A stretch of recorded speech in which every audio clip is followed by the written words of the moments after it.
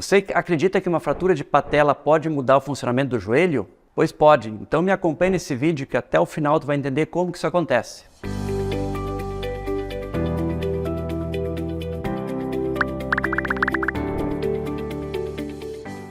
Olá, eu sou Robert Wagner, médico ortopedista com mais de 30 anos de experiência. Então, se tu quer entender um pouco melhor sobre ortopedia, quer entender o teu problema, aproveita e clica no botãozinho de se inscrever aqui embaixo e acompanhe todos os vídeos que estão lançados aqui no canal.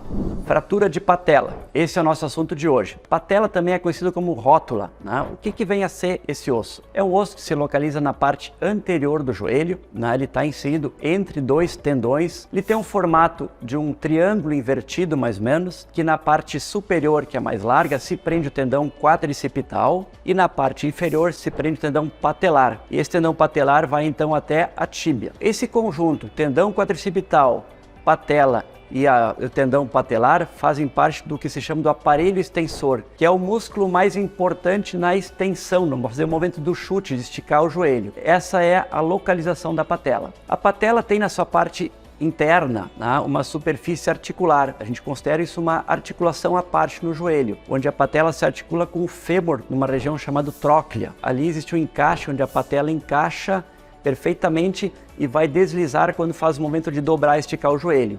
A função da patela são basicamente duas grandes funções. A primeira é dar uma proteção contra algum trauma de frente. Funciona como uma proteção em alguma batida de frente do joelho com uma estrutura mais rígida. A segunda função é fazer o movimento de extensão do joelho. Então a patela, ela aumenta a capacidade de força do aparelho extensor. Existem alguns trabalhos que demonstram que a força de extensão do aparelho extensor ela aumenta até 60% com a presença da patela. Então a patela vai proteger o joelho e vai aumentar a capacidade de força de extensão do joelho. A fratura da patela acontece basicamente de duas formas. A forma mais frequente é de um trauma direto. Como eu falei, ela serve como uma proteção.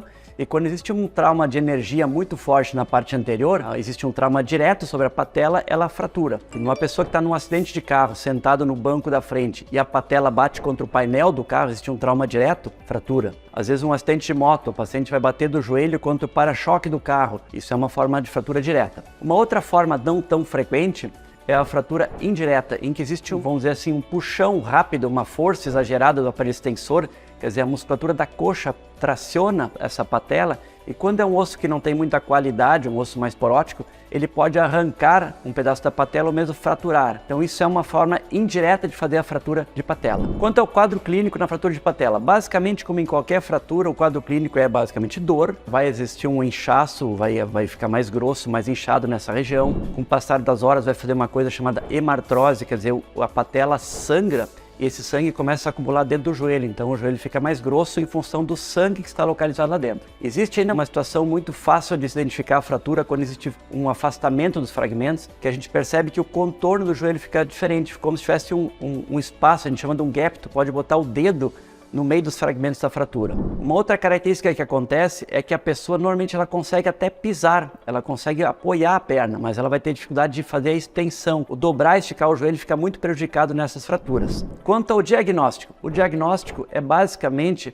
pela história clínica, como aconteceu o trauma. No exame clínico a gente vai ver a dificuldade que a pessoa tem de esticar o joelho, apesar de conseguir apoiar, mas o diagnóstico de certeza vai te dar o raio-x. Um bom raio-x de joelho vai conseguir demonstrar a fratura e as características da fratura. Quando eventualmente tem uma fratura muito complexa, que tu quer avaliar melhor alguns detalhes específicos, como por exemplo a superfície articular da patela, aí sim tu pode usar um exame de imagem mais complexo, tipo tomografia, para te dar características da fratura que vão impactar na decisão de como tratar. Quanto ao tratamento, existem duas possibilidades, o tratamento cirúrgico e o tratamento não cirúrgico. E o que define isso? A decisão de como tratar é basicamente características da fratura, se é uma fratura exposta ou não, se é uma fratura que tem um deslocamento de fragmentos ou não, se ela vai comprometer a superfície articular, a condição óssea. Então todos esses fatores impactam na decisão. O que a gente pensa sempre fazer um tratamento conservador? Então basicamente são aquelas fraturas que não são expostas, são fraturas que não existe um grande deslocamento da fratura e também não existe um grande comprometimento da superfície articular da patela. Então essas são situações muito claras de um tratamento conservador.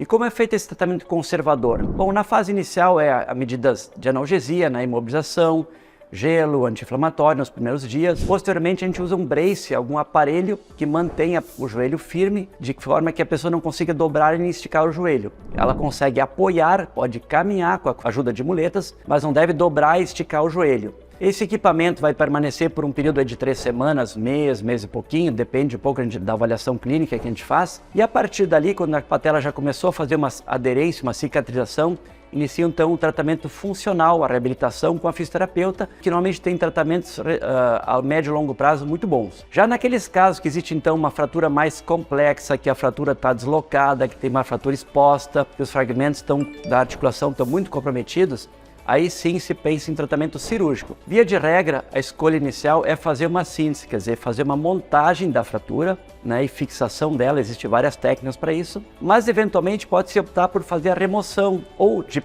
fragmentos da patela ou às vezes de toda a patela. Então, eventualmente, quando tem uma fratura muito comprometida na superfície articular, que a superfície articular vai significar problema, dor e artrose no futuro, a gente avalia até juntamente com o paciente a possibilidade de fazer uma patelectomia, quer dizer, a ressecção da patela como um todo. O joelho vai funcionar sim, só que ele perde um pouco de força de extensão, como a gente já comentou que a patela é importante nesse sentido, mas é uma opção. Esses pacientes com uma situação mais complexa de fratura, a gente eventualmente pensa em cirurgia. Quais são as complicações mais frequentes nas fraturas de patela, né? Especificamente na articulação, então como toda fratura articular, a artrose é uma possibilidade que pode acontecer a médio e longo prazo. Quando existe já uma incongruência articular, que existe um comprometimento articular, tu pode ter rigidez articular, tu pode ter dor residual. Então essas são situações que podem acontecer especificamente pela fratura. E pelo fato de eventualmente ter que ter uma imobilização nessas fraturas, os fenômenos tromboembólicos, né, flebite, trombose, são coisas que podem acontecer nessas situações. Eu falei há pouco no vídeo que a patela tem uma articulação específica com o fêmur, né, articulação fêmur-patelar. Então quero te convidar que aqui no canal tem um outro vídeo que fala especificamente sobre estabilidade fêmur-patelar, que é aquela situação que a patela desloca com uma certa facilidade. Eu quero te convidar para assistir o vídeo lá, ele está muito bom. Eu te aguardo no próximo vídeo do canal, a gente se vê por lá. Um abraço.